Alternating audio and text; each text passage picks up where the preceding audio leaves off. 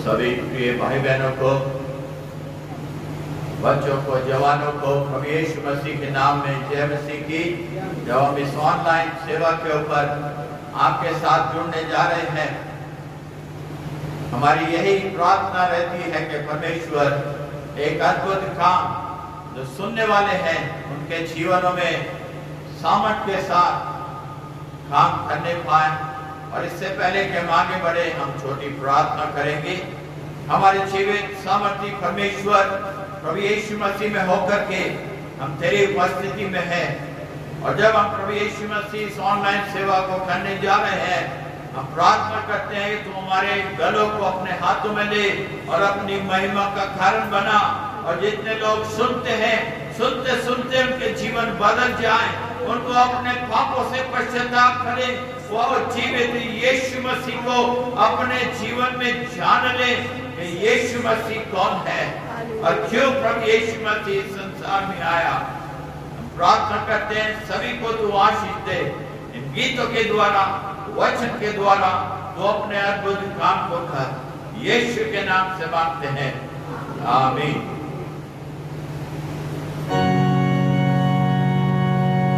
गीत नंबर 245 हम इसी गीत की किताब में से गाने जा रहे हैं।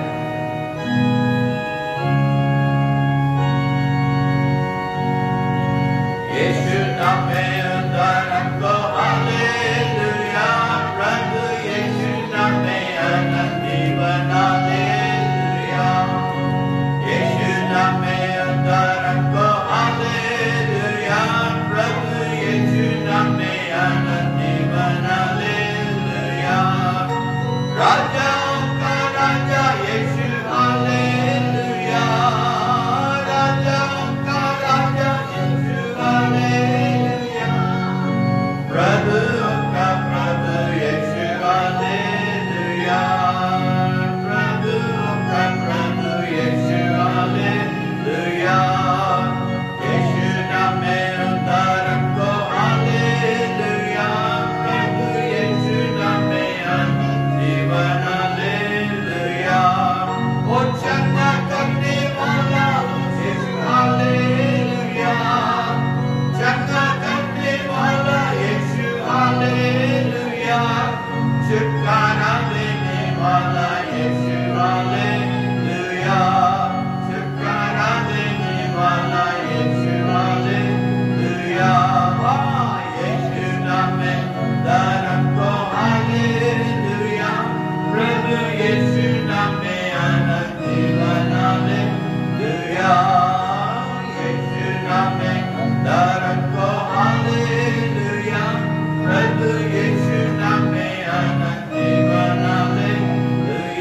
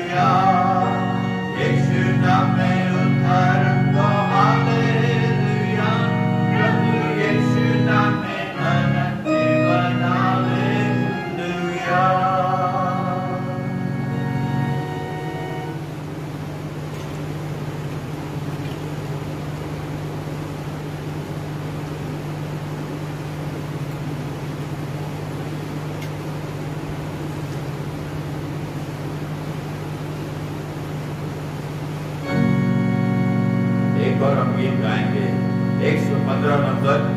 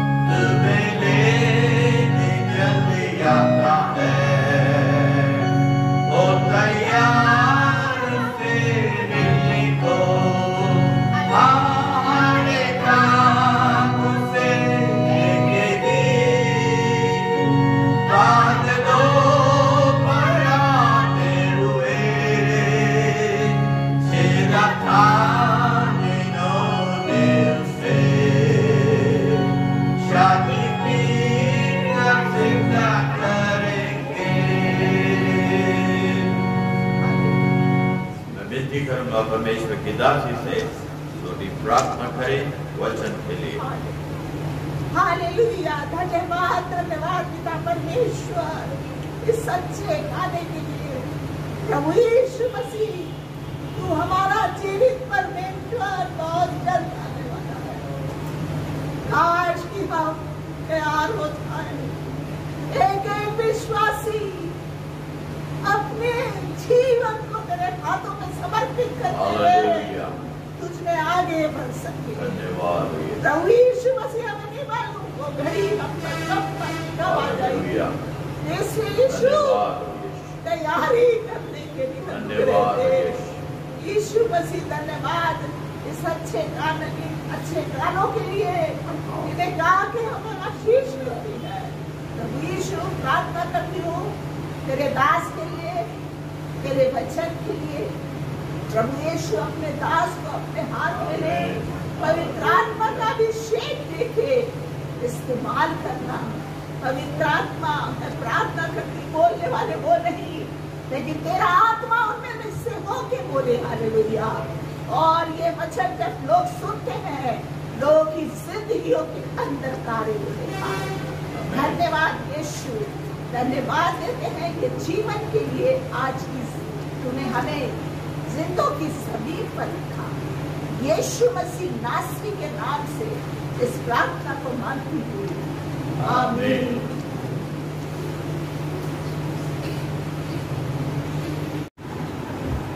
सब परमेश्वर के वचन के लिए धन्यवाद करते हैं जो कि आप सब तक पहुंचने जा रहा है। और आज के वचन का शीर्षक जो है वो ये है, परमेश्वर के उद्धार की योजना। God's plan of salvation। परमेश्वर के उद्धार की योजना जो परमेश्वर ने स्वर्ग में मानव जाति के लिए तैयार करी। और क्योंकि मनुष्य ने पाप किया, और जैसा हम रोमियो उसके 3 अध्याय और 23 पद में पढ़ते हैं, वहां पर लिखा इसलिए कि सब ने पाप किया और परमेश्वर की महिमा से रहित है। सब में सभी कोई आगे हैं, चाहे कोई किसी भी धर्म से, किसी जाति से, किसी समाज से, किसी भी वर्ग विशेष से क्यों ना संबंध रखते हो, सब ने पाप किया और परमेश्वर की महिमा से रहित हो गए। कोई ये नहीं कह सकता कि मैंने पाप नहीं किया अपने जीवन में, क्योंकि परमेश्वर का वचन भजन उसके 51 में इस प्रकार से कहता है, मेरे साथ निकाल ले, भजन 51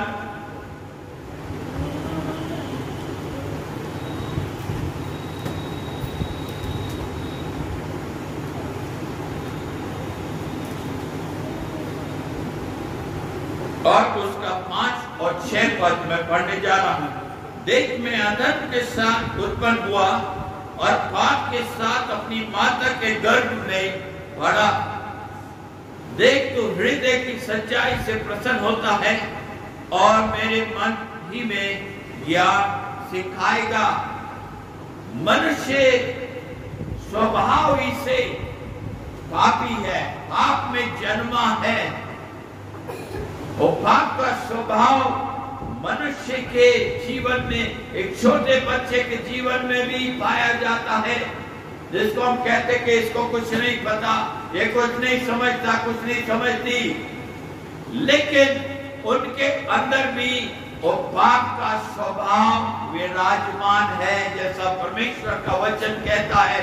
इसलिए कोई भी पाप से अछूता नहीं है, लेकिन परमेश्वर ने एक प्रावधान मनुष्य के लिए किया। और वो प्रावधान क्या है?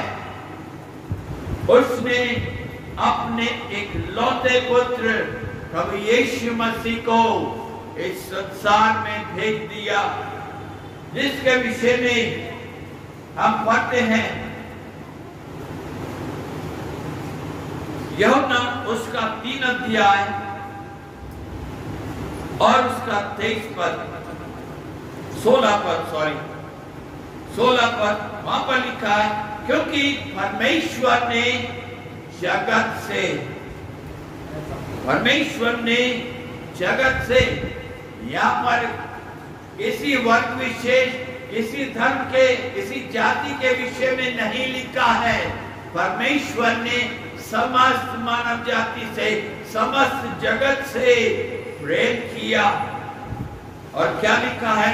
उसने अपना इकलौता पुत्र अर्थात प्रभु यीशु मसीह को दे दिया, ताकि जो कोई भी हो सकता है, कोई भी हो सकती है, जो उसके ऊपर विश्वास करे वो नष्ट न हो परंतु क्या पाए? अनंत जीवन को प्राप्त करे।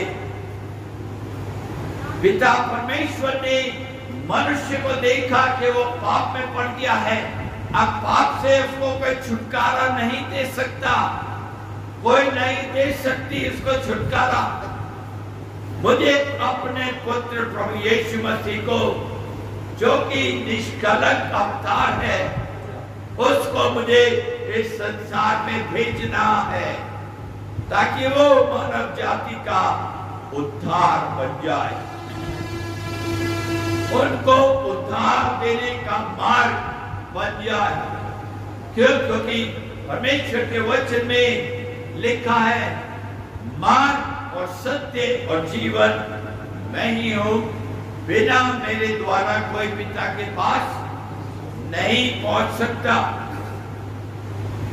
पहली बात जो हम परमेश्वर के वचन में देखते हैं वो ये है, जो परमेश्वर ने योजना उद्धार की मनुष्य के लिए बनाई, पहली बात जो है वो मनुष्य की आवश्यकताओं को पूरा करने के लिए आया।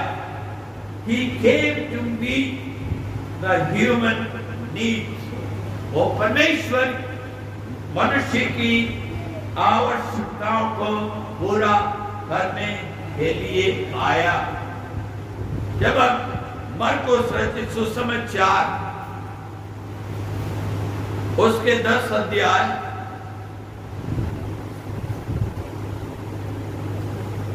और उसके 51 पद में हम पढ़ते हैं, जहां पर इस प्रकार से लिखा हुआ है, एक अंधे का वर्णन वहां पर है। उसकी कुछ आवश्यकता थी, और आवश्यकता क्या थी कि वो अपने अंधेपन से छुटकारा पाले, वो अपनी आंखों से देखने लग जाए।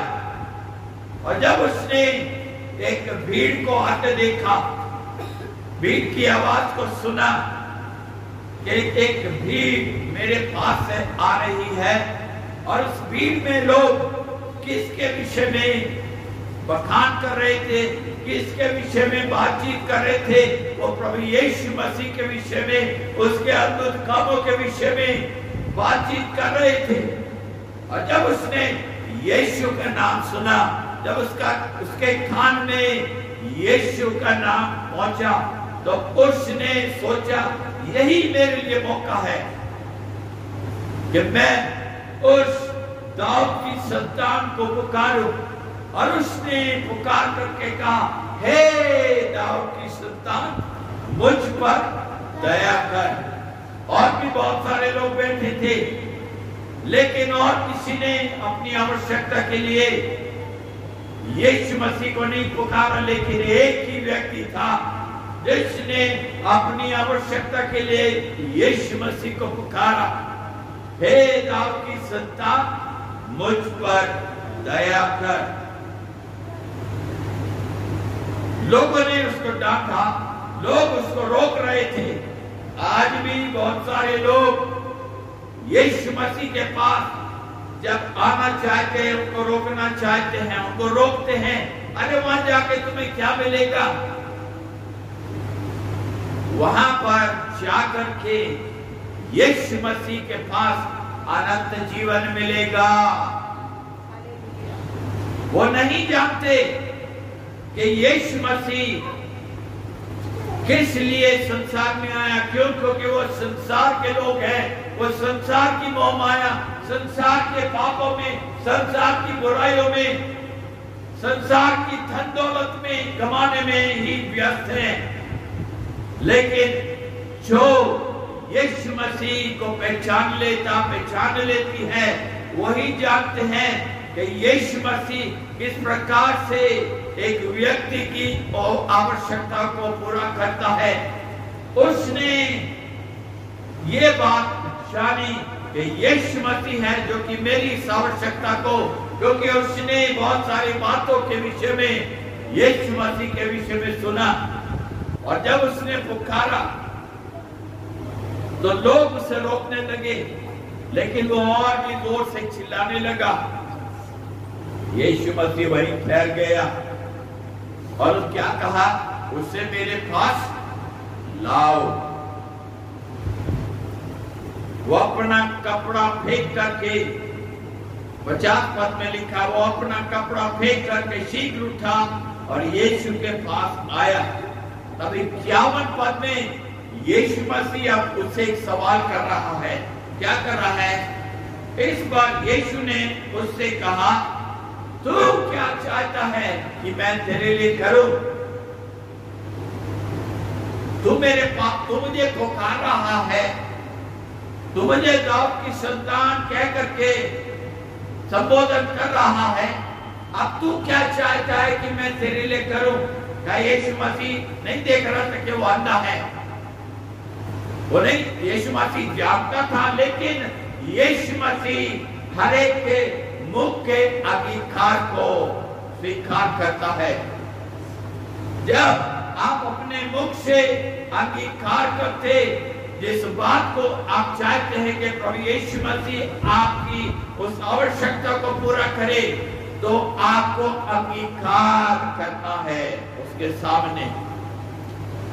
इतनी बड़ी भीड़ के सामने यीशु मसीह चाहता था कि वो अंधा यीशु मसीह के सामने उन लोगों के बीच में अंगीकार करे कि मैं अपने अंधेपन से छुटकारा पाना चाहता हूं।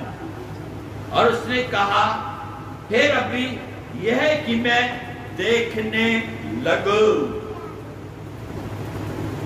यीशु ने उससे कहा 52 पद में, चला जा।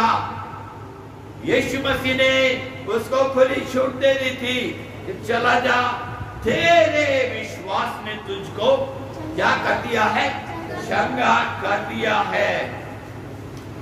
तेरे विश्वास ने, वो विश्वास करके दाऊद की संतान को पुकार रहा है, और उसके विश्वास के अनुसार उसने अपने अंधेपन से छुटकारा पा लिया। और जब उसकी आंखें खुली तो उसने सबसे पहले किसको देखा? अपने चंगा करने वाले प्रभु यीशु मसीह को देखा। हालेलुया! अपने चंगा करने वाले प्रभु यीशु मसीह को उसने देखा। एक खुली छूट उसे यीशु मसीह ने दे दी थी, तू चला जा। वो जा सकता था जहां पर उसकी चादर थी जो छोड़ करके आया था, जो पैसे उसके कुछ कटोरे में होंगे वो छोड़ करके आया था। वो सोचता है मैं जाता हूं, वहां पर जो कुछ रखा है मेरा मैं उसको बटोर लूं। नहीं, क्या लिखा है 52 पद में? वो तुरंत देखने लगा और मार्ग में किसके पीछे हो लिया? यीशु के पीछे हो लिया। हालेलुया! यीशु मसीह के पीछे ही हो लेने में जीवन में शांति, जीवन में आनंद और जीवन में खुशी है अनंत काल की। संसार आपको खुशियां थोड़े समय की दे सकता है, आपका पैसा थोड़े समय के लिए आपको खुशी दे सकता है, लेकिन अनंत काल की खुशी, अनंत काल का जीवन किसके पास है? प्रभु यीशु मसीह के पास है, जिसको पिता परमेश्वर ने उस योजना के तहत उद्धार करने के लिए संसार में भेज दिया। यूहन्ना के 5 अध्याय में एक और व्यक्ति के विषय में हमें पढ़ने को मिलता है, जो कि 38 वर्ष से एक स्थान में पड़ा हुआ था।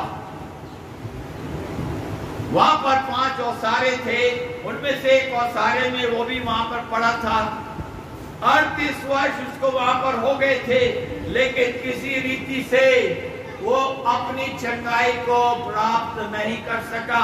कि जब वहां पर परमेश्वर का दूत पानी में उतर के पानी को हिलाता था, तो जो पहले उतर जाता है या उतर जाती थी वो अपनी चंगाई को पा लेता और पा लेती थी। इसने भी इन 38 वर्षों में ना जाने कितनी बार कोशिशें करी होगी, लेकिन जब कुछ भी बन नहीं पड़ा तो अब एक निराशा ने उसको आकर के घेर लिया। अब निराशा में वो पड़ गया कि अब मैं चंगा नहीं हो सकता। साल ब साल, दिन ब दिन, महीना ब महीना गुजरते जा रहे हैं और मेरी आंखों के सामने दूसरे चंगे होकर के चले जाते हैं। मैं यहीं पर पड़ा हूं अपनी इस खाट के ऊपर, कोई मेरी मदद करने वाला नहीं है। और जब ऐसी निराशा की अवस्था में वो वहां पर पड़ा था, सोच रहा होगा कि बस अब तो कुछ समय के बाद मेरा अंत ही आ जाएगा। उसी समय यीशु मसीह उसके सामने आकर के खड़ा हो गया। हालेलुया। यीशु मसीह उसके सामने आकर के खड़ा हो गया और यीशु मसीह ने उससे कहा, यीशु ने उसे पड़ा हुआ देखकर और ये जानकर 6 पद पढ़ रहा हूं मैं कि वो बहुत दिनों से दशा में पड़ा है, उससे पूछा। इस 38 वर्ष के बीमार से भी यीशु मसीह ने एक सवाल किया, जैसे उस अंधे से किया था, क्या तू चंगा होना चाहता है? कौन चंगा होना नहीं चाहता? सभी चंगा होना चाहते। कोई भी अपनी बीमारी में पड़ा नहीं रहना चाहता, रहना नहीं चाहती। इसीलिए डॉक्टरों के पास भागते हैं, इसीलिए प्रार्थना कराने के लिए जाते हैं कि चंगे हो जाए। यीशु मसीह ने उससे पूछा, क्या तू चंगा होना चाहता है? अब वो अपनी निराशा यीशु मसीह के सामने बखान करने लगा। उस बीमार ने 7वें पद में लिखा, उस बीमार ने उसको उत्तर दिया, हे प्रभु, मेरे पास कोई मनुष्य नहीं कि जब पानी हिलाया जाए तो मुझे कुंड में उतारे, परंतु पहुंचते पहुंचते दूसरा मुझसे पहले उतर जाता है। अब यीशु मसीह का उत्तर सुने। यीशु ने उससे कहा, उठ। यीशु मसीह ने कहा, उठ, अपनी खाट उठा और चल फिर। हालेलुया। अपनी खाट उठा, ना केवल तू अपने पैरों के बल, अपने टखनों के बल खड़ा होगा, परंतु तेरे हाथों में भी बल आएगा कि तू अपनी खाट उठा करके यहाँ से चला जाएगा। वो मनुष्य तुरंत चंगा हो गया। जैसे ही यीशु मसीह ने कहा, चला जा,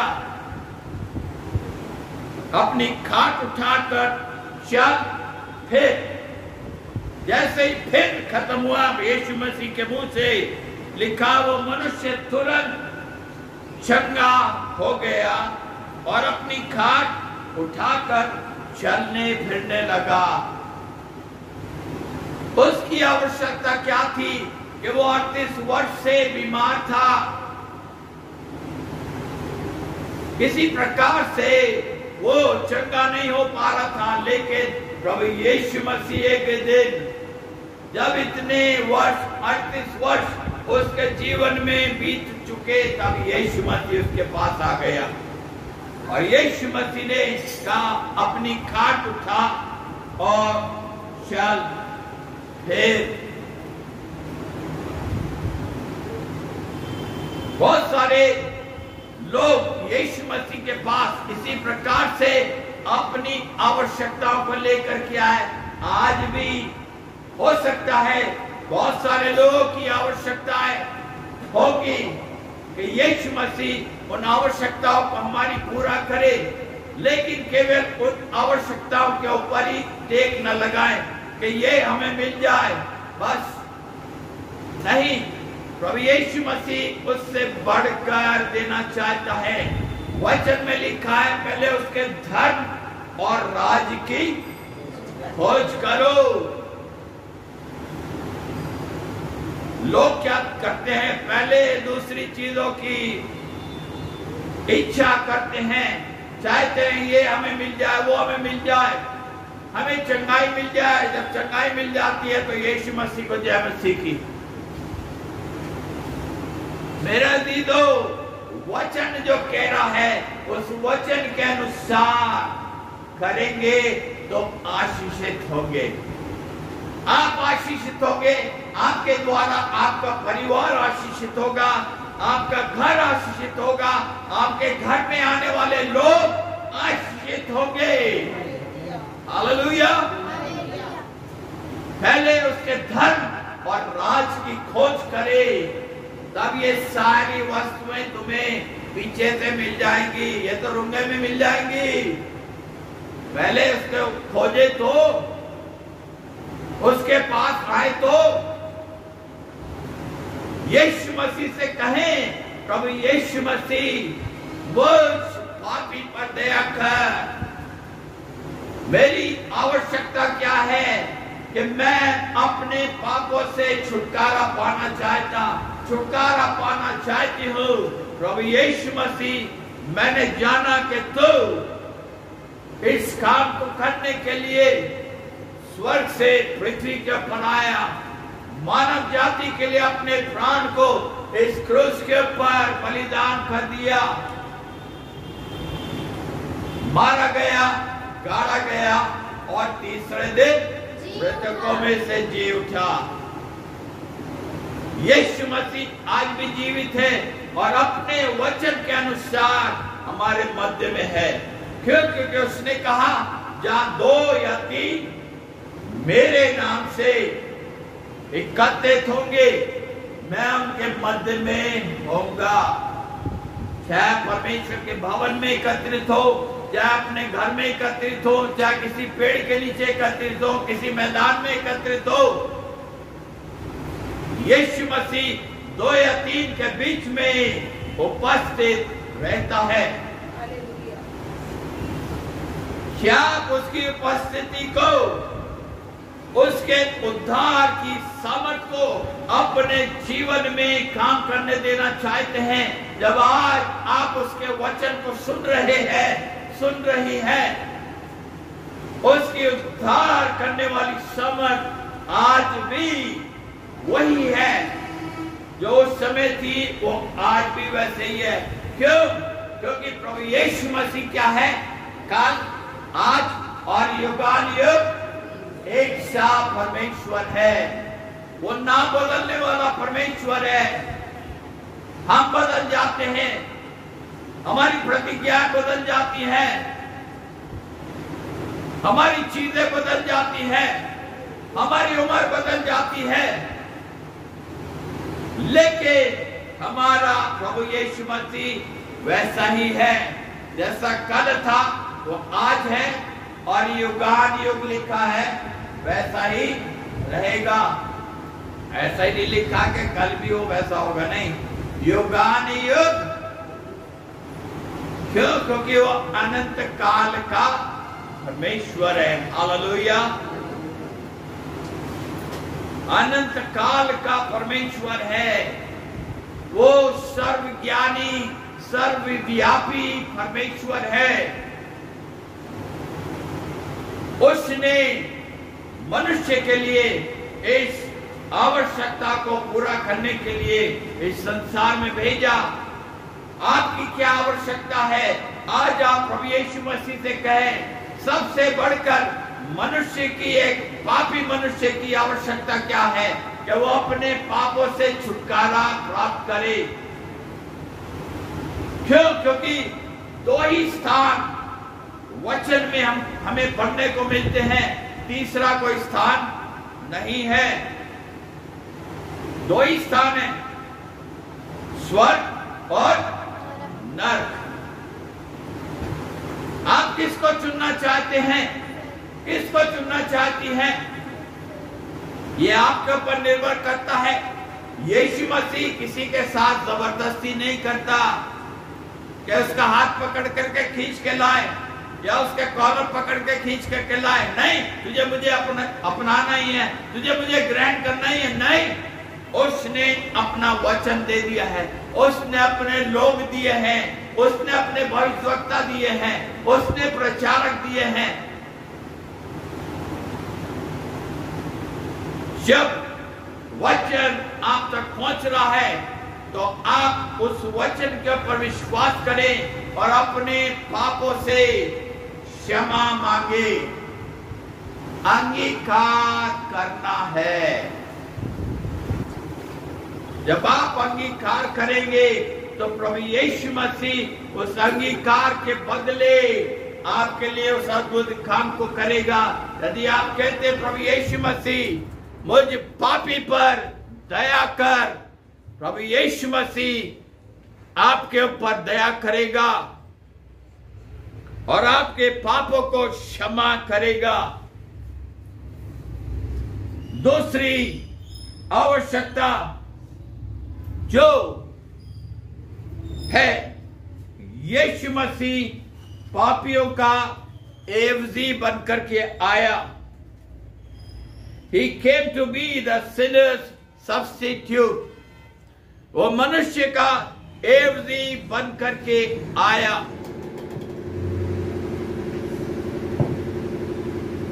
हमें आपको क्रूस के ऊपर टंगना था, जैसे वो डाकू टंगे थे, अपने किए का वो सजा पा रहे थे।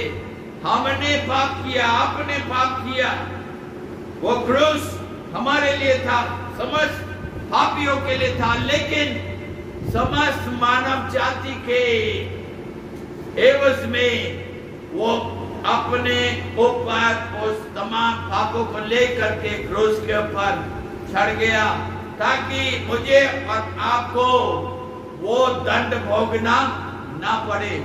प्रभु यीशु मसीह ने एक बार और हमेशा के लिए उस काम को मानव जाति के लिए कर दिया, क्योंकि वो मनुष्य का एवजी बन करके आया, वो मनुष्य का सब्स्टिट्यूट बन करके आया, कि वो मनुष्य के बदले अपने आप को बलिदान कर दे, और उसने किया भी।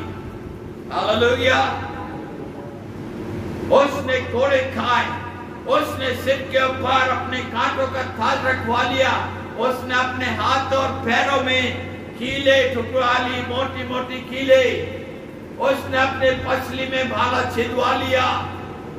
इसके लिए, पापी मनुष्य के लिए, आपके लिए, हर एक उस पापी जन के लिए, कि जो उसके ऊपर विश्वास करे, लिखा वो नष्ट ना हो परंतु अनंत जीवन प्राप्त करे।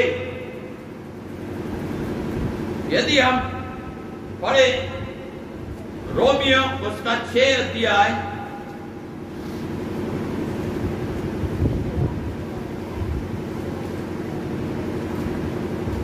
और उसका 23 पद, क्योंकि पाप की मजदूरी तो क्या है? मृत्यु है। मृत्यु कौन सी? अनंत काल की मृत्यु। जो आत्मा पाप में मर जाएगी वो अनंत काल के नरक में जाएगी, उसके लिए कोई दूसरा मौका नहीं है। शैतान ने धोखे में रखा हुआ है लोगों को कि तुम्हें दूसरी योनि मिल जाएगी, तुम्हें दूसरा जन्म मिल जाएगा, दूसरे जन्म में कुछ कर लेना अच्छा। मेरा दीदो, दूसरा जन्म कोई है नहीं। मनुष्य एक बार आया और एक बार ही संसार से जाएगा और जाएगी। जन्म से और मृत्यु के बीच में जो परमेश्वर ने जीवन दिया है, उसमें अपने जीवन के लिए आपको सोचना है कि किसको आप चुनना चाहते हैं, जीवन को या मृत्यु को, स्वर्ग को या नरक को चुनना चाहते हैं, किसको चुनना चाहती है, ये आपके ऊपर निर्भर करता है। यीशु मसीह ने तो अपने वचन के द्वारा सब कुछ आपके सामने खुले रूप में रख दिया है। अब उसे स्वीकार करना अस्वीकार करना वो आपके ऊपर निर्भर करता है। यदि अस्वीकार करेंगे तो किसी भी हालत में स्वर्ग में नहीं जा सकते। यदि उसका तिरस्कार कर दिया तो परमेश्वर भी आपको छोड़ देगा। क्यों? क्योंकि आपने अपने जीवन में ठान लिया कि मुझे जीवन चाहिए नहीं है, मुझे अनंत जीवन नहीं चाहिए, मुझे यीशु मसीह नहीं चाहिए।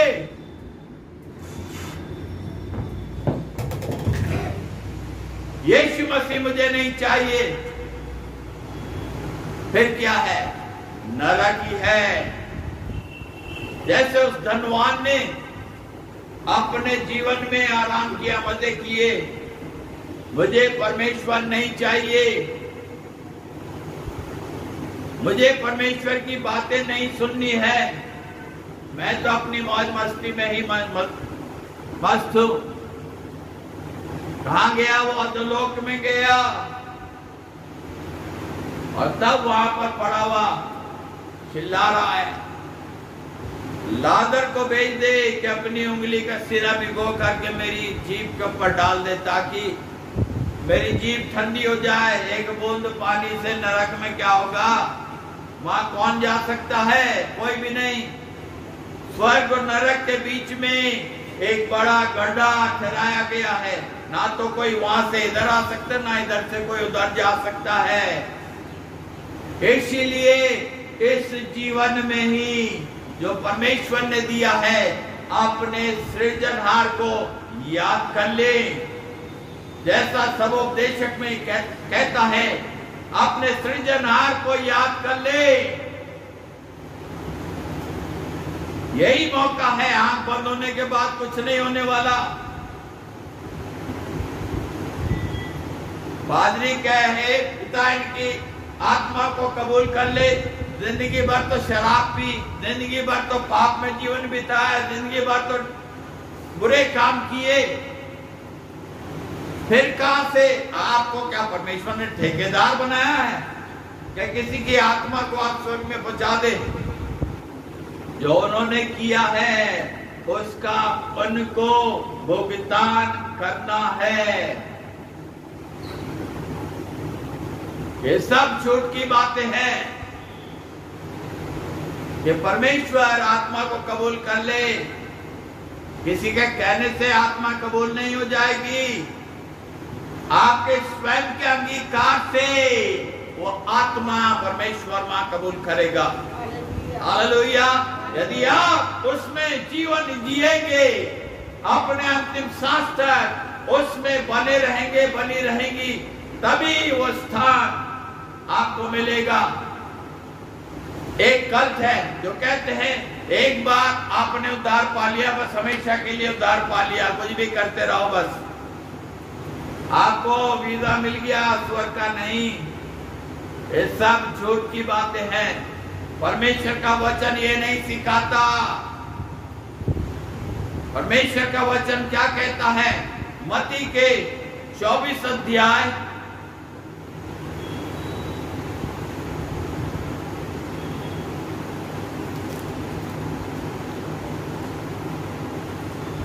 और उसके 13 पद में, 12 पद भी मैं पढ़ रहा हूं। अधर्म के बढ़ने से बहुतों का प्रेम ठंडा पड़ जाएगा, परंतु लिखा, परंतु जो अंत तक धीरज धरे रहेगा उसी का उद्धार होगा। अंत तक जो धीरज से परमेश्वर के साथ, यीशु मसीह के साथ, पवित्र आत्मा की अधीनता में रह करके चलेगा और चलेगी, वही क्या पाएगा? उसी का उद्धार होगा। अभी हमारा पूरा उद्धार नहीं हुआ है, उद्धार की प्रक्रिया में है। पूरा उद्धार हमारा जब ही होगा जब हम अपने प्रभु यीशु मसीह से यदि अंतिम सांस तक उसमें विश्वास योग्य बने रहेंगे, तो हमारा उद्धार होगा। हालेलुया।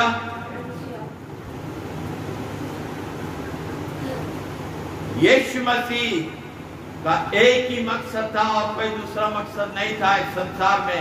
ना पिता परमेश्वर का कोई मकसद दूसरा था यीशु मसीह को इस संसार में भेजने का। एक ही था कि मनुष्य का उद्धार हो जाए। क्यों? क्योंकि मनुष्य ने अदन की वाटिका में पाप किया, अपने पाप का अंगीकार नहीं किया। आज भी पापी अपने पाप का अंगीकार नहीं करते। इसीलिए परमेश्वर ने अपने वचन को भेजा है ताकि उस वचन के ऊपर सुन करके विश्वास करे, अपने मुख से अंगीकार करे कि यीशु मसीह क्या है? प्रभु है। यीशु मसीह ही प्रभु है। ये अंगीकार करना है अपने मुख से, अपने हृदय की सच्चाई से। मुंह से तो बहुत कुछ हम बोल देते हैं, लेकिन बाहर निकल करके फिर क्या करते हैं वो आप जानते हैं। जब 6 दिन बाहर रहते हैं तब वो जीवन दिखाई देता है कि उस जीवन में आप किस प्रकार से यीशु मसीह के साथ जी रहे हैं या जी रही हैं, या जैसे संसार के लोग बातें कर रहे हैं, संसार में मिल गए, उनकी सी बातें करने लगे, यहाँ गए तो यहाँ पर हालेलुया प्रेज़ द लॉर्ड करने लगे। इस धोखे के जीवन में ना रहें। इस धोखे का जीवन आपको अनंत काल के नरक में पहुंचा देगा, जहाँ की आग नहीं बुझती, जहाँ का कीड़ा नहीं मरता। अनंत काल के लिए तड़पते रहेंगे, कोई बचाने वाला नहीं होगा। बचा सकता है यीशु मसीह, तो अभी बचा सकता है। जब आपकी आंखें खुली है, जब आप सोच सकते हैं अपने दिमाग से, जब दिमाग भी खत्म हो जाएगा, सोचने से बेकार हो जाएगा, तब क्या होगा? पहले ही अपने पापों का अंगीकार कर लें, ताकि जब वो समय आए तो आप आराम से उस अनंत काल के स्थान में प्रभु यीशु मसीह के साथ रहने पाए। परमेश्वर अपने वचन के द्वारा आप सबको आशीष दे, और जब आपने परमेश्वर के वचन को सुना है और आगे सुनेंगे, तो उस अंगीकार को जो आपने अभी तक कभी नहीं किया अपने जीवन में, आज उस अंगीकार को अपने जीवन में कर ले। प्रभु यीशु मसीह, मुझ पापी पर दया कर। मेरी आवश्यकता है कि मैं अपने पापों से छुटकारा पालूं, तो मुझे मेरे गंदे जीवन से छुटकारा प्रदान कर। इस नशे के जीवन से छुटकारा प्रदान कर। इस पाप के जीवन से मुझे छुटकारा प्रदान कर। और जब आप ऐसा अंगीकार करेंगी, तो प्रभु यीशु मसीह आपको अनंत जीवन देगा, और आपके पापों को अपने बहुमूल्य लहू के द्वारा, जो कि उसने क्रूस के ऊपर बहाया था, वो उसके द्वारा आपके पापों को वो धो डालेगा। आइए हम अपनी आंखें बंद करें और हम प्रार्थना करेंगे। हमारे सर्वसामर्थी परमेश्वर, हम तेरा धन्यवाद करते हैं तेरी उस योजना के लिए जिसमें होकर के तूने अपने पुत्र प्रभु यीशु मसीह को मानव जाति का उद्धार करने के लिए, उसका उद्धारक बनने के लिए भेज दिया, ताकि जो उसके ऊपर विश्वास करे वो नष्ट न हो परंतु अनंत जीवन प्राप्त करे। प्रभु यीशु मसीह, हम धन्यवाद करते हैं प्रभु यीशु मसीह संसार में आया, मानव जाति के लिए तमाम उस काम को, उद्धार के काम को पूरा करके मारा गया, गाड़ा गया और तीसरे दिन जी उठा और अब स्वर्ग में पिता की दाहिनी ओर खड़ा निवेदन करता है, हे परमेश्वर, इस अनुग्रह के समय को थोड़ा सा और आगे बढ़ा, ताकि और बहुत सारे लोग जो कि अभी आने बाकी हैं वो तेरे राज्य में शामिल किए जाए। प्रभु यीशु मसीह, तो इस वचन के द्वारा मेरे भाइयों, मेरी बहनों को, मेरे जवानों को, बुजुर्गों को, बच्चों को आशीष दे, और न केवल आशीष, अनंत काल के जीवन की आशीष उनको दे कि वो अपने मुख से अंगीकार करे कि यीशु ही प्रभु है। प्रभु यीशु मसीह, सबों को तेरे हाथों में सौंप देता हूं। हमारे प्रभु यीशु मसीह का अनुग्रह, पिता परमेश्वर का प्रेम, पवित्र आत्मा की सहभागिता हम सबों के साथ होती रहे। आमीन। प्रभु यीशु मसीह आप सबों को आशीष दे, सबको जय मसीह की।